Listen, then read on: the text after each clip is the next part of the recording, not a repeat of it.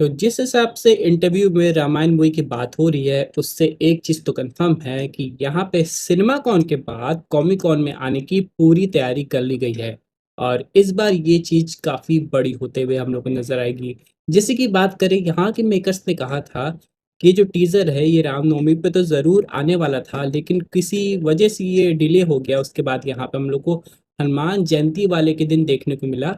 अब यहाँ पे इसके बाद यहाँ पे और भी ऐसी चीज़ें थी जिससे ऑडियंस थोड़ी-सी डिससैटिस्फाइड हो गई थी।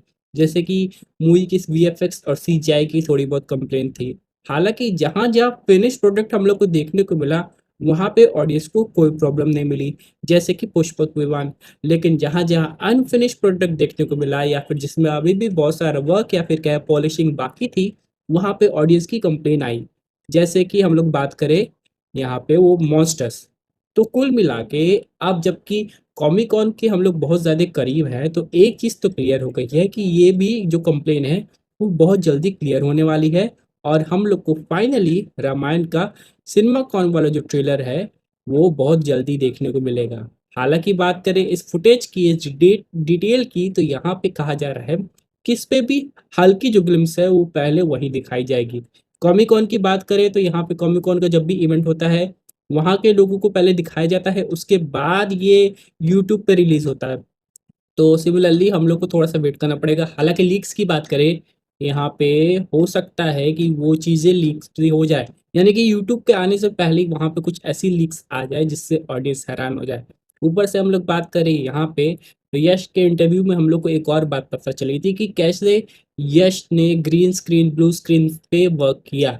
यानी कि जो बैकग्राउंड में चीज़ों को वीएफएक्स के लिए लगाते हैं, उसके बाद यश किसी अगर दानव से बात कर रहा है तो उसको तो एनिमेटेड ही दिखाएँगे, लेकिन ऐसा लगेगा वो ग्रीन स्क्रीन के सामने बात कर रहे हैं, ऐसा कुछ प्रिटेंड करने की कोशिश करेंगे, जिससे उनके लिए वो चीज़ काफ़ी नई थी और इससे पता चलता है कि मूवी किस स्केल पे बनने वाली है।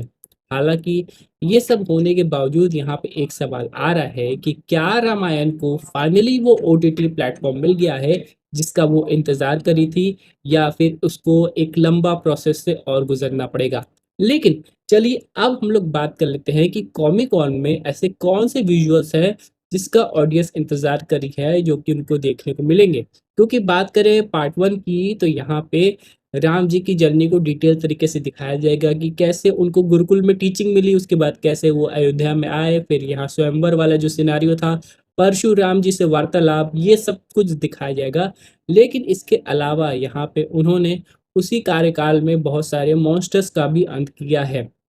और यहाँ पे कहा जा रहा है पार्ट 2 आते-आते, जो आदि कहानी जो रामायण की है वो आते-आते यहाँ पे राम जी हनुमान जी से मिल लेंगे। यानी कि जो हनुमान जी की जो एंट्री है वो बिल्कुल आखिरी में होने वाली है।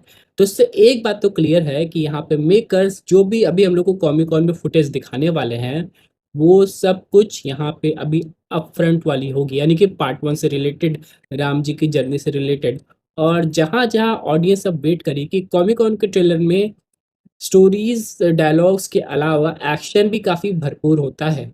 तो यहाँ पे अब जबकि हम लोग को फाइनली एक्शन में ट्रेलर देखने को मिलेगा, तो एक चीज़ तो कन्फर्म है, इसमें अब सीजीआई की कंप्लेंट की कोई भी गुंजाइश नहीं देखने को मिलेगी।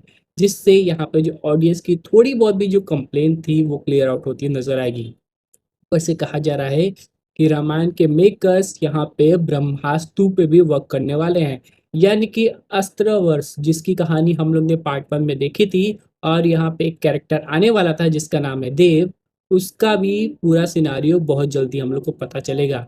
तो कहीं यहाँ पे मेकर्स लोग मिलके देव के कैरेक्टर को यहाँ पे कास्ट ऑलरेडी नहीं कर रही है। मैं बात कर रहा हूँ यश की, क्योंकि हम लोग बात करें देव के कैरेक्टर की, तो यहाँ पे 2-3 नाम आ रहे थे, जिनमें नाम आ रहा था ऋतिक रोशन का, कि ऋतिक रोशन एक अच्छा कैरेक्टर प्ले कर सकते हैं। उसके बाद नाम आ रहा था रणवीर सिंह का, जो कि देव का कैरेक्टर प्ले कर सकते हैं। हालाँकि अब वो भी काफ़ी ज़्यादा डिमांडेड एक्टरों में से एक है। लेकिन अब हम लोग बात करें यश की, जो कि रामायण को भी को-प्रोड्यूस कर रहे हैं। तो अगर ब्रह्मास्त्र की बात आ रही है, तो शायद हो सकता है उनको भी अप्रोच किया जाए। हालाँकि अभी तक कास्टिंग की हम लोग को कोई कन्फर्मेशन देखने को नहीं मिली है। लेकिन इससे एक चीज़ तो क्लियर आउट होती है कि आगे जाके हम लोग को कुछ ऐसा ही देखने को मिल सकता है। यानी कि ऑल टुगेदर यहाँ पे एक तरफ है कॉमिक कॉन का इवेंट जहाँ पे रामायण का हम लोग को हाई ऑक्टेन एक्शन वाला ट्रेलर देखने को मिल सकता है और दूसरी तरफ ब्रह्मास्त्र की अनाउंसमेंट में देव का फर्स्ट लुक। क्या ये सब हम लोग को इसी समय देखने को मिलेगा या फिर ब्रह्मास्त्र के लिए हम लोग को थोड़ा और इंतजार करना पड़ेगा? क्योंकि कहानी की बात करें तो कहा जा रहा है कि ऑलरेडी रिटर्न हो गई है, लेकिन अभी भी बहुत सारी चीज़ें बाकी है।